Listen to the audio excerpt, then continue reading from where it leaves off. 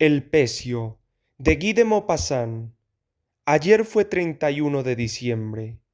Acababa yo de desayunar con mi viejo amigo Georges Garin. El criado le trajo una carta repleta de sellos y de timbres extranjeros. Georges me dijo: ¿Me permites? Por supuesto. Y se puso a leer 8 páginas escritas en inglés con una letra grande, trazada en todas direcciones. Las leía lentamente, con seria atención, con ese interés que se pone en las cosas que le conmueven a uno.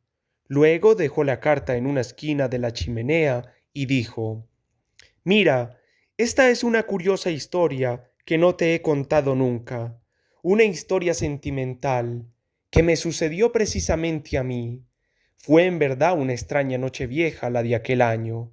Hará de ello ya 20 años, pues yo tenía 30 y ahora tengo ya 50. Era yo por aquel entonces inspector de la Compañía de Seguros Marítimos que actualmente dirijo.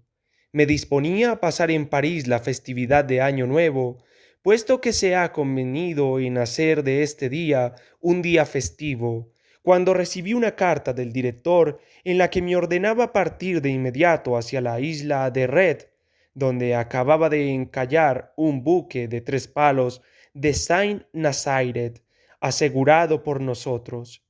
En ese momento eran las 8 de la mañana. Llegué a la compañía a las 10 para recibir instrucciones y, esa misma tarde, tomaba el expreso que me dejaba en la Rochelle al día siguiente, 31 de diciembre. Disponía de 2 horas antes de subir a bordo del barco que hacía la travesía a Red, el Jean Guiton. Di una vuelta por la ciudad. La Rochelle es una ciudad extraña, con carácter, con sus calles enredadas como un laberinto y cuyas aceras corren bajo unas galerías sin fin, galerías con arcadas como las de la Rue de Rivoli, pero bajas, esas galerías y esas arcadas rebajadas, misteriosas, que se dirían construidas y luego conservadas como un decorado de conspiradores, el decorado antiguo y sorprendente de las guerras de antaño, de las guerras de religión heroicas y salvajes. Es la vieja ciudad hugonote, grave, discreta, sin ninguno de esos admirables monumentos que hacen tan magnífica a Rouen, pero notable por su severa fisionomía, un tanto burlona también, una ciudad de guerreros empecinados, donde deben de proliferar los fanatismos, la ciudad donde se saltó la fe de los calvinistas y donde se tramó la conjura de los 4 sargentos. Tras haber vagado un rato por esas calles singulares, subí a bordo de un pequeño buque de vapor, negro y panzudo, que había de llevarme a la isla de Red. Zarpó resoplando, con aire colérico, pasó por entre las 2 torres antiguas que guardaban el puerto, atravesó la rada, salió del dique construido por Richelieu y cuyas enormes piedras se ven a flor de agua, piedras que encierran la ciudad como un inmenso collar. Luego dobló a la derecha. Era uno de esos días tristes que oprimen, aplastan el ánimo, encogen el corazón, extinguen en nosotros toda fuerza y energía. Un día gris, glacial, enmugrecido por una pesada bruma, húmeda como de lluvia, fría como escarcha, fétida como las emanaciones de un albanil. Bajo ese techo de niebla baja y siniestra, la mar amarilla, la mar poco profunda y arenosa de esas playas infinitas, permanecía sin un rizo, sin un movimiento, sin vida, un mar de agua turbia, de agua oleosa, de agua estancada. El Jean Guiton la surcaba balanceándose ligeramente, por costumbre, hendiendo esa extensión opaca y tersa, dejando luego tras de sí algunas olas, algún chapaleo, alguna ondulación que no tardaban en calmarse. Yo me puse a charlar con el capitán, un hombrecillo casi sin piernas, tan rechoncho como su barco y bamboleante como él. Quería conocer algunos detalles acerca del siniestro que iba a comprobar. Un gran buque cuadrado de 3 palos de Saint Nazaret, el Mariet Joseph, había encallado durante una noche de huracán en las arenas de la isla de Red. La tempestad había lanzado tan lejos a dicha embarcación, escribía el armador, que había sido imposible reflotarla y habían tenido que llevarse lo más rápidamente posible todo cuanto podía ser desprendido. Iba a tener, pues, que comprobar la situación del pecio, apreciar cuál debía de ser su estado antes del naufragio, juzgar si se habían hecho todos los esfuerzos posibles para reflotarlo. Iba yo como agente de la compañía para, si fuera preciso, ser posteriormente testigo de cargo durante el proceso. A la recepción de mi informe, el director tomaría las medidas que considerara oportunas para salvaguardar nuestros intereses.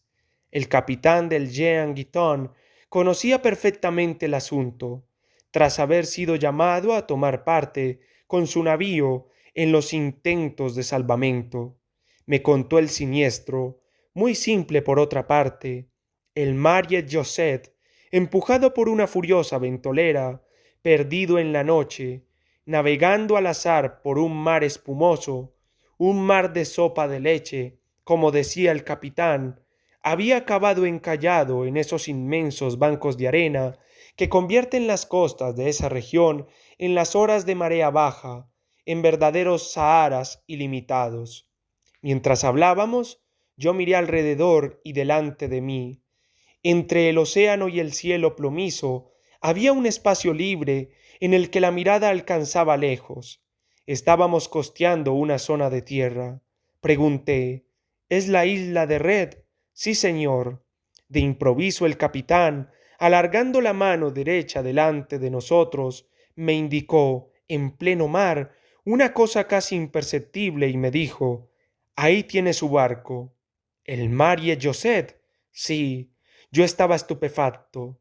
Ese punto negro casi invisible, que habría tomado por un escollo, me parecía situado a 3 kilómetros como mínimo de la costa. Proseguí. Pero, capitán, el lugar que me indica parece de una profundidad de por lo menos 100 brazas. Él se echó a reír. 100 brazas, amigo. Ni 2 brazas, se lo aseguro. Era un bordelés, continuó. Tenemos marea alta. Son las 9:40. Después de haber comido en el Hotel del Delfín, vaya por la playa con las manos en los bolsillos y le garantizo que, a las 2:50, o a lo más tardar a las 3, llegará al pecio con los pies secos, amigo, y dispondrá de 1 hora y 3/4 a 2 horas para permanecer en él, no más, porque de lo contrario será una trampa. Cuanto más lejos se va el mar, más deprisa vuelve. Esta costa es llana como una mesa. Regrese a las 5 menos 10, hágame caso, y a las 7:30 embarque de nuevo en el Jean Guiton, que le llevará de vuelta esta misma noche al puerto de La Rochelle. Yo le di las gracias al capitán y fui a sentarme en la proa de vapor para observar la pequeña ciudad de Saint-Martin, a la que nos acercábamos rápidamente. Se parecía a todos los puertos en miniatura que hacen de capital de todas las islitas diseminadas a lo largo de los continentes. Era un gran pueblo de pescadores, con un pie en el agua y otro en la tierra, que vivía de la pesca y de las aves de corral, de las verduras y de los moluscos, de los rábanos y de los mejillones. La isla es muy baja, está poco cultivada y parece no obstante muy poblada, pero yo no me adentré en ella. Tras haber comido, superé un pequeño promontorio. A continuación, como el mar descendía rápidamente, me dirigí a través de la arena hacia una especie de roca negra que divisaba por encima del agua, a lo lejos, a lo lejos. Iba deprisa por esa extensión llana, amarilla, elástica como si fuera carne, y que parecía sudar bajo mis pies. Momentos antes estaba allí el mar, y ahora lo veía huir lejos. hasta donde se perdía la vista y ya no distinguía la línea que separaba la arena del océano. Me parecía asistir a un gigantesco espectáculo, mágico y sobrenatural. Hacía un rato tenía delante de mí el Atlántico, y luego éste había desaparecido en la arena, como los escenarios teatrales en los escotillones, y ahora caminaba en medio de un desierto. Solo me quedaba la sensación, el aliento del agua salada. Percibía el olor a algas, el olor a olas, el olor áspero y saludable de las costas. Iba deprisa, no tenía frío. Miraba el pecio que se agrandaba a medida que avanzaba y ahora parecía una enorme ballena naufragada. Parecía brotar del suelo y en aquella inmensa extensión llana y amarilla adquiría proporciones extraordinarias. Llegué al cabo de una hora de caminata. Yacía sobre un costado, reventado, quebrado, mostrando, como el costillar de una bestia, sus huesos rotos, sus huesos de madera embreada, orados por unos clavos enormes. Lo había invadido ya la arena, que había penetrado por todas las hendiduras y lo sujetaba, lo poseía, no lo dejaría ya, como si hubiera echado raíces. La proa se había adentrado profundamente en esa playa suave y pérfida, mientras que la popa, levantada, parecía arrojar hacia el cielo, como un grito de llamada desesperada, esas dos palabras blancas en la borda negra: María José. Escalé ese cadáver de navío por su lado más bajo. Luego, tras llegar a la cubierta, penetré en su interior. La luz, que entraba por las escotillas hundidas y por las rendijas de los costados, iluminaba tristemente esa suerte de bodegas alargadas y oscuras, recubiertas de maderas destrozadas. No había allí dentro más que arena que servía de suelo a ese subterráneo de tablas. Me puse a tomar nota sobre el estado de la embarcación. Me había sentado sobre un barril vacío y roto y escribía el resplandor de una ancha abertura por donde podía ver la extensión ilimitada de la playa.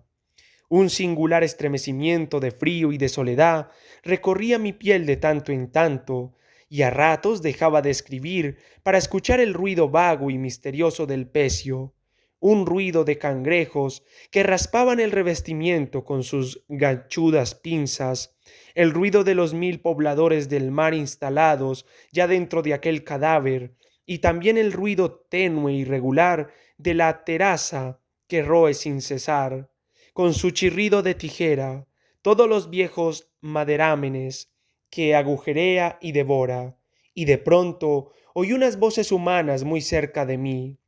Di un salto como ante una aparición. Creí realmente, durante un segundo, que iba a ver levantarse del fondo de la siniestra cala a dos ahogados que me contarían su muerte.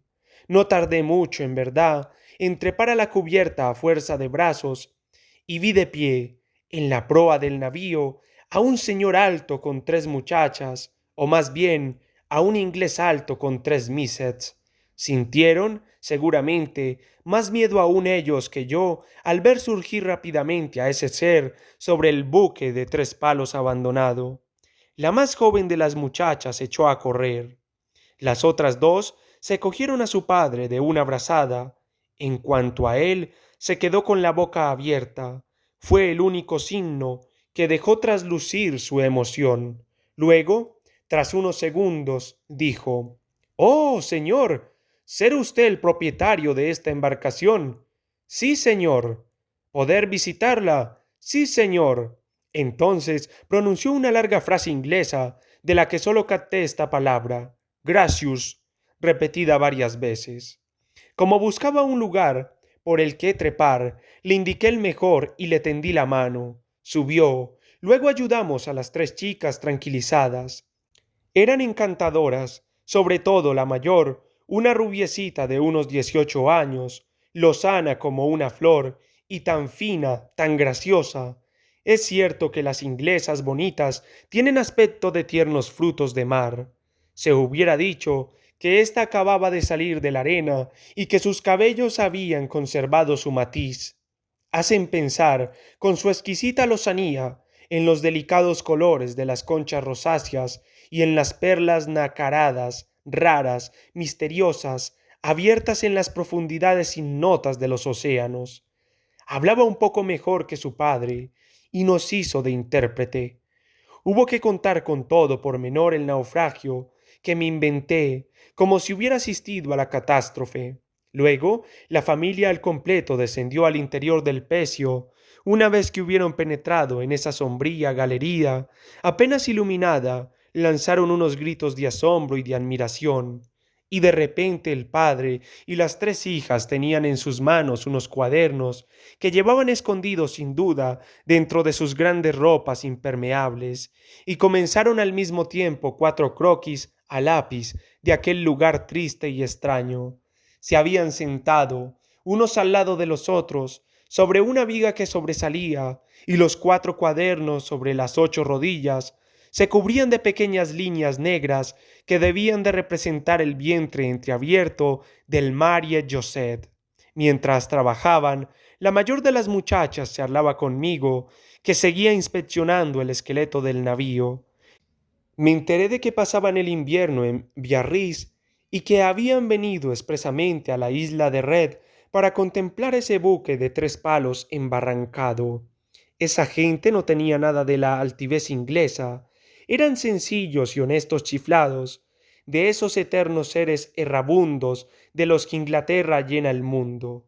El padre alto, enjuto, con el semblante colorado enmarcado por unas patillas canosas, verdadero sándwich viviente, una loncha de jamón cortada a modo de cabeza humana entre dos cojinetes de pelos, las hijas, talluditas, pequeñas zancudas en fase de crecimiento, también enjutas, salvo la primogénita y las tres amables, pero sobre todo la mayor.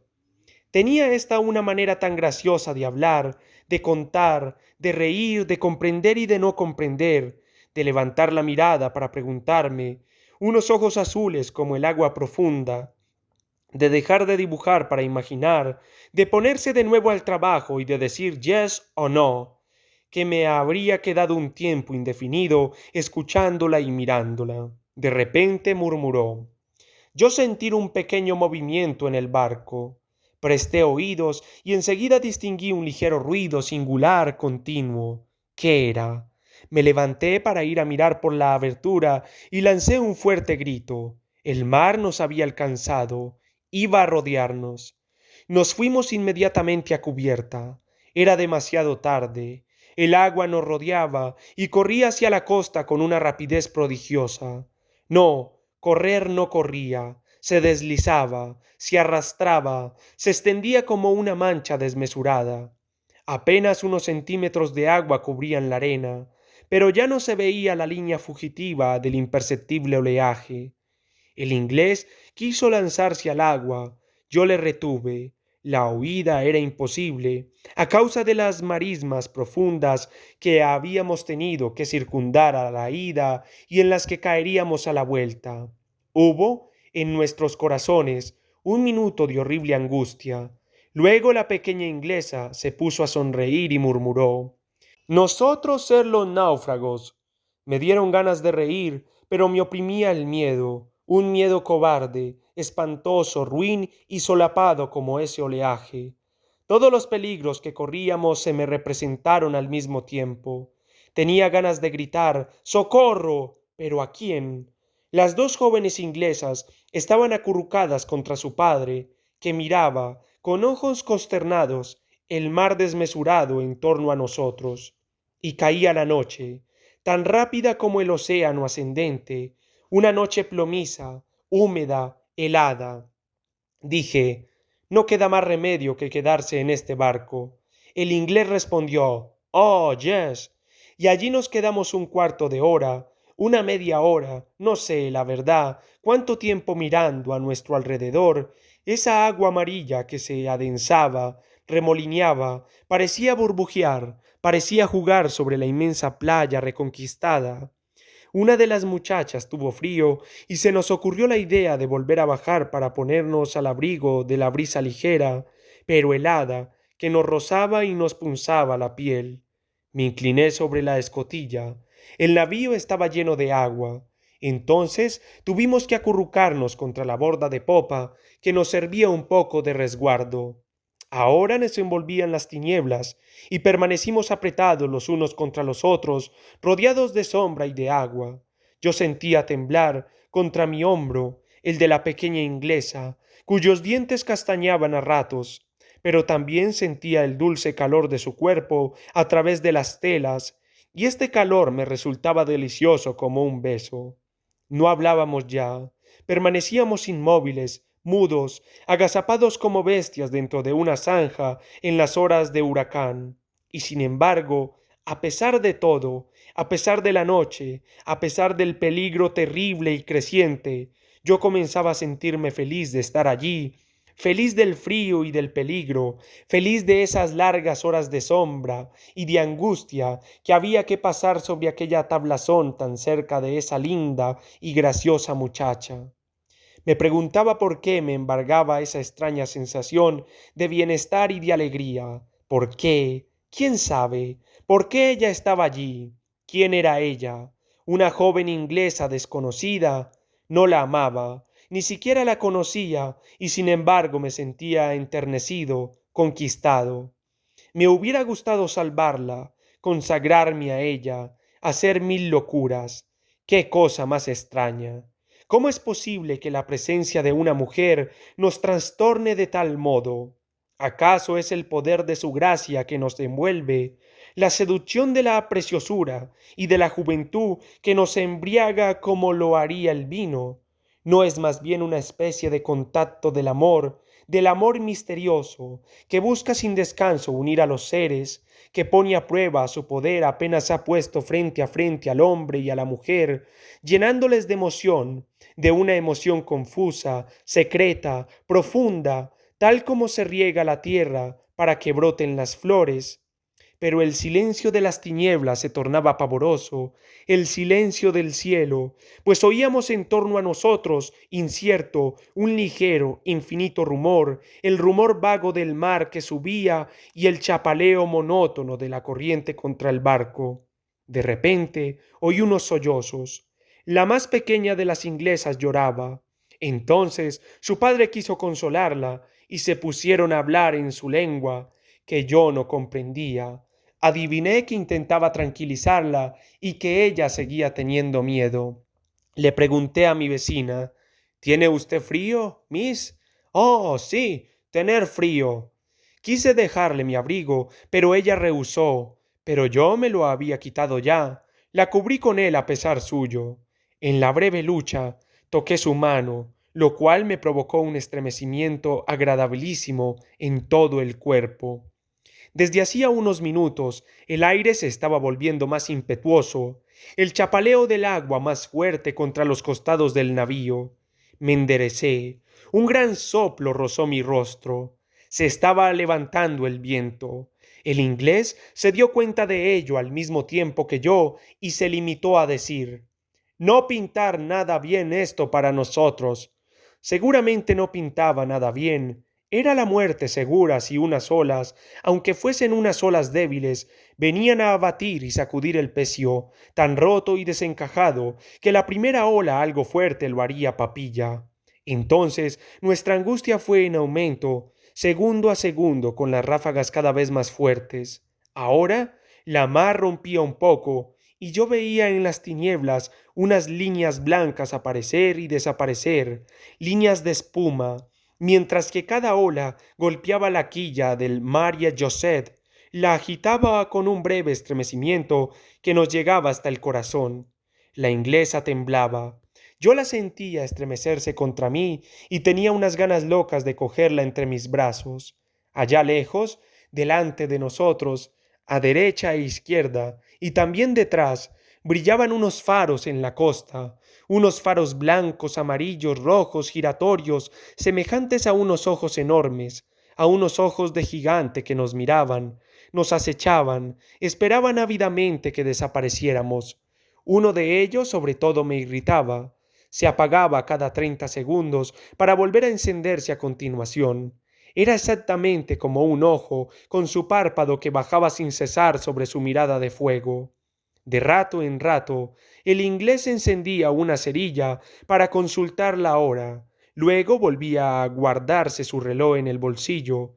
De repente me dijo, por encima de las cabezas de sus hijas, con una soberana seriedad: Señor, le deseo buen año. Era medianoche. Yo le tendí la mano, que él apretó. Luego pronunció una frase en inglés y de repente sus hijas y él se pusieron a cantar el God Save the Queen, que ascendió por la negrura del aire, por el aire mudo, y se evaporó a través del espacio. Primero me dieron ganas de reír, pero luego me embargó una emoción intensa y extraña. Era algo siniestro y soberbio ese canto de náufragos, de condenados, algo como una oración, y también algo más grande, comparable al antiguo y sublime Ave, Caesar, Mortuiri Thessaloam. Cuando hubieran terminado, pedí a mi vecina que cantara sola una balada, una leyenda, lo que ella quisiera, para hacernos olvidar nuestras angustias. Ella aceptó y enseguida su voz clara y joven voló en la noche. Cantaba algo triste sin duda, pues las notas se prolongaban largamente, salían lentas de su boca y revoloteaban, como pájaros malheridos, por encima de las olas. El mar crecía, batía ahora nuestro pecio. Yo ya no pensaba más que en esa voz, y también en las sirenas.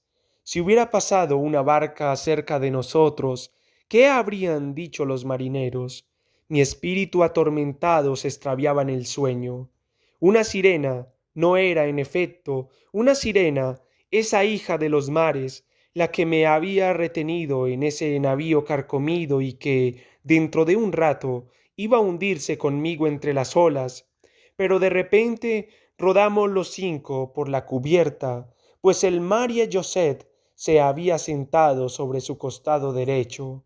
La inglesita me había caído encima y yo, locamente, sin saber ni comprender, convencido de que había llegado mi última hora, la besaba con ardor en la mejilla, en la sien, en los cabellos.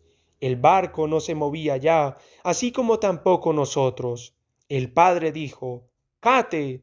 La que yo sujetaba respondió: —Yes, e hizo un movimiento para desprenderse. Cierto que en ese momento hubiera querido que el barco se hubiera partido en dos para caer en el agua con ella. El inglés prosiguió: —Un pequeño balanceo, no ser nada, yo tener a mis tres hijas a salvo. Inicialmente, al no ver ya a la mayor, había creído que la había perdido. Yo me levanté lentamente y percibí de repente una luz en el mar, muy cerca de nosotros. Grité, respondieron. Era una barca que nos buscaba. Al haber previsto el director del hotel nuestra imprudencia, estábamos salvados. Yo me sentía desolado. Nos recogieron de dentro de nuestra balsa y nos llevaron a Saint Martín. El inglés ahora se frotaba las manos y murmuraba: «Buena cena, buena cena». Cenamos, en efecto. Yo no estuve alegre, echaba de menos el mar y a Josette. Hubo que separarse al día siguiente, tras muchos abrazos y promesas de escribirse. Ellos partieron para Biarritz. Poco faltó para que yo les siguiera. Estaba enamorado, perdido. A punto estuve de pedir la mano de esa muchacha. Cierto que, de haber pasado 8 días juntos, me habría casado con ella. Qué débil e incomprensible es a veces el hombre. Pasaron 2 años sin que tuviera noticias de ellos. Luego recibí una carta de Nueva York. Ella se había casado y me lo comunicaba, y desde entonces nos escribimos cada año el 1 de enero. Ella me cuenta su vida, me habla de sus hijos, de sus hermanas, nunca de su marido. ¿Por qué? Ah, ¿por qué? Y yo no le hablo sino de María Josette. Quizás sea la única mujer a la que he amado. No, a la que habría amado. Ah, eso es. ¿Saben? Los acontecimientos nos arrastran y luego, todo pasa. Ella debe de ser actualmente vieja. No la reconocería. Ah, la de otro tiempo, la del pecio. ¡Qué criatura! Divina. Me escribe que ya tiene todos los cabellos canos. Ah, sus rubios cabellos. No, la mía ya no existe. Qué triste es todo esto.